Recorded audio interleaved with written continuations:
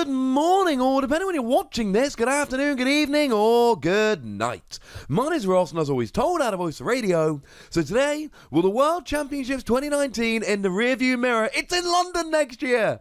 We need to take a little bit of a look at what we learned. Now, I did a roundup video for day one and a roundup video for day two. I'll pop links to them in the description.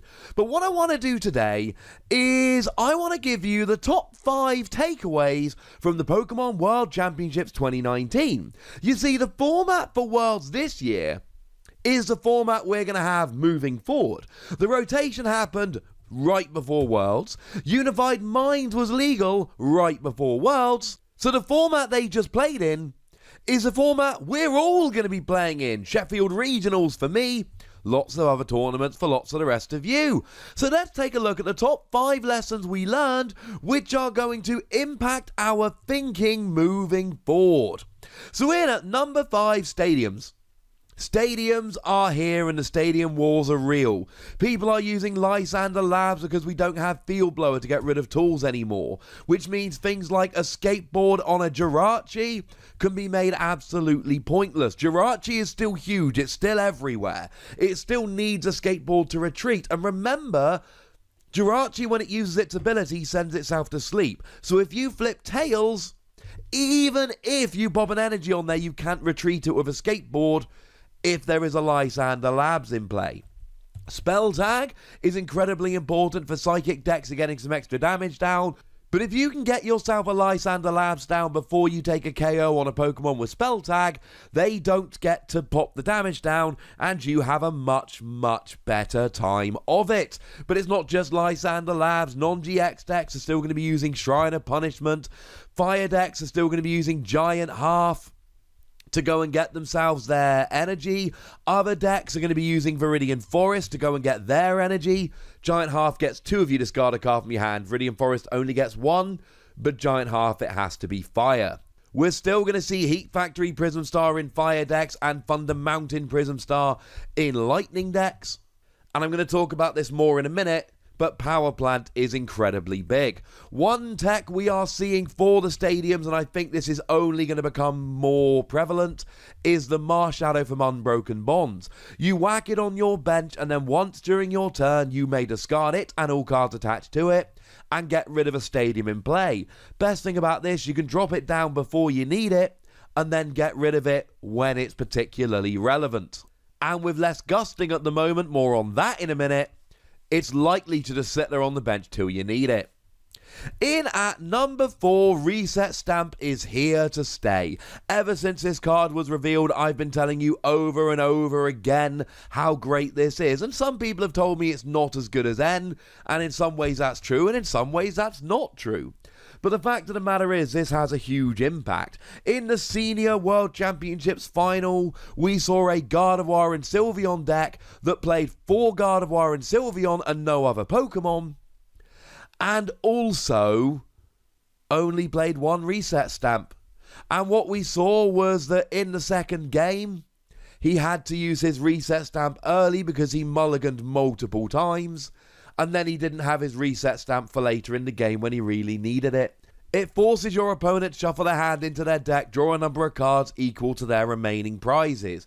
The amount of times we heard the commentators say on the stream this weekend, if he can do this in conjunction with a Reset Stamp, if he can drop down the Power Plant and get a Reset Stamp, if he can take a key KO and drop a Reset Stamp. The fact of the matter is that if you can put your opponent down to 2 or 3 prizes remaining and then drop a Reset Stamp so that they have 2 or 3 cards in their hand, I suppose they'd put themselves to 2 or 3 prizes already, but you know what I mean? You can basically lock them out of the game. Now, there is a possibility you can even combine this with a Chip Ice Axe to really try and fix their top deck to make it even worse. Might be going overboard, some decks will play it. And you'll get some decks playing stuff like Pidgeotto, and you'll get some decks playing stuff like Zeb Striker, who are not going to be as worried about Reset Stamp, but everybody else really should be. And then, of course, we get to the question of, does that mean a lot more people are going to start playing these kind of cards because they're worried about Reset Stamp? Because you can be down to 1 prize remaining But if your opponent drops you to 1 card in hand, takes a key KO, and then you can't get rolling again, you might just lose the game there and then. In at number 3, we need to take a bit of a chat about Gusting. Gusting has always been great in the Pokemon trading card game. Luxray Level X was huge back in the day. For a little while, we actually used Pokemon Reversal, even though it was on a coin flip, because we literally didn't have anything better. Pokemon Catcher was amazing before it needed a coin flip. Lysander overtook the format when that was legal. That turned into Guzma, and that took over the format. And now we've lost all our good Gusting. And look, we've got some options, but really what the weekend showed us was that for decks that are good and viable at the moment, there are 2 options. If you're playing a fire deck, you can play the Ninetales from Team Up that lets you discard 2 cards from your hand, as long as they're fire energy, and drag one of your opponent's Pokemon active. But everybody else has to make do with Custom Catcher. And Custom Catcher's a phenomenal card. If you play 1, you draw 2, you got 3 cards in your hand. If you play 2 at the same time, you get to drag something off the bench. So that gives you 2 lots of Gusting throughout the game, but that's not really everything. Because you see, you got to actually have 2 in hand at the same time. That's awkward. And if one's prized, you don't get 2 Gusting, at least not straight away. If you have to discard 1, you don't get both the Gusting. If you end up in a situation where you got no choice but to play 1 to draw a card or 2, or maybe 3, then you can only have 1 lot of Gusting. We still have Gusting, but oh my goodness, it is not like it was before, ladies and gentlemen. Not even close. Which means that your bench Pokemon are far safer. Something like Marshadow, your opponent can gust it up and KO it, but it's unlikely. There are going to be many, many games now where you can see that your opponent has played 3 Custom Catcher or otherwise discarded them, and you know that your bench is good for the rest of the game. And you are going to see people retreating damaged Pokemon just so that your opponent cannot KO them. We saw a bit of this last format. There would be some games where your opponent played all 4N, and then you could take advantage of the fact they didn't have any Gusting, assuming they didn't play something like Palpad. But that is going to be so much more prevalent going forward than it has been up till now. In at number 2, Power Plant. I think Power Plant is poised to become one of the very, very best cards in the game, and I think Power Plant is going to see a huge amount more play. I mean, if we just look at the 2 decks in the World Championship Finals, on one side you had Mewtwo and Mew.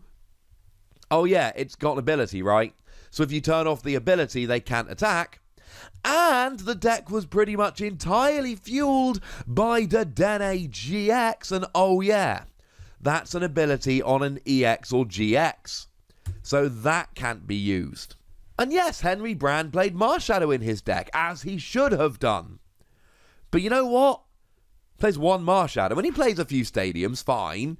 But the fact of the matter is that if you play 4 Power Plant and maybe a couple other stadiums, and you play it carefully, you can probably maneuver into a situation where your opponent just does not get to attack with Mewtwo and Mew. But it also means decks like Mewtwo and Mew now have to worry far more about making sure that they've got counter stadiums and making sure that they've got Marshadow and they use it correctly. Power Plant should be coming out in a much bigger way than it has up till now, and that should make a huge difference moving forward in the metagame.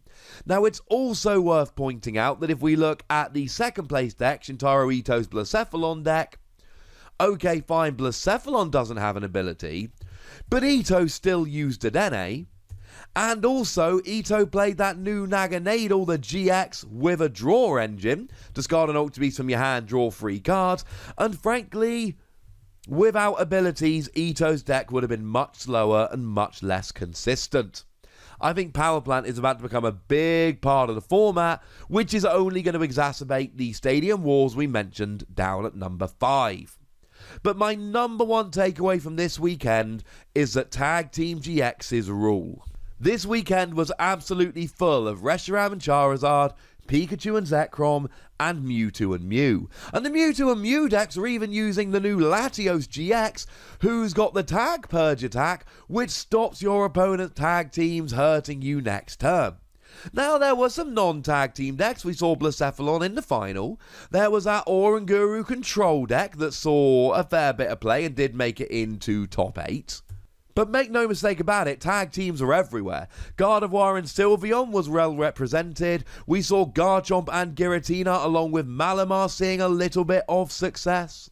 Tag team Pokemon have well and truly taken over the Pokemon trading card game. That doesn't mean that they will going forward, but it does certainly look that way at the moment, which is why Pokemon like Latios become really good. It's why decks like Blacephalon that can trade with Tag Team GXs become really good. And I don't really see this going away anytime soon. There is every possibility that the player base as a whole decides, right, these give up free prizes, they're too risky. We're all moving to stuff like Blacephalon. But honestly, I think tag teams are here to stay, and they ain't going away. So there we go, ladies and gentlemen. That's the top 5 takeaways from the World Championships as far as I'm concerned. And remember, with our format being as it is, these takeaways are going to be super relevant for every tournament you play for the next couple months. But I'd like to know what you think, ladies and gentlemen, so please do remember to go nuts, but be nice. And then make sure you like this video, subscribe to this channel, follow me on Twitter at TheWassy, and Twitch for some live action at twitch.tv/PTCGRadio.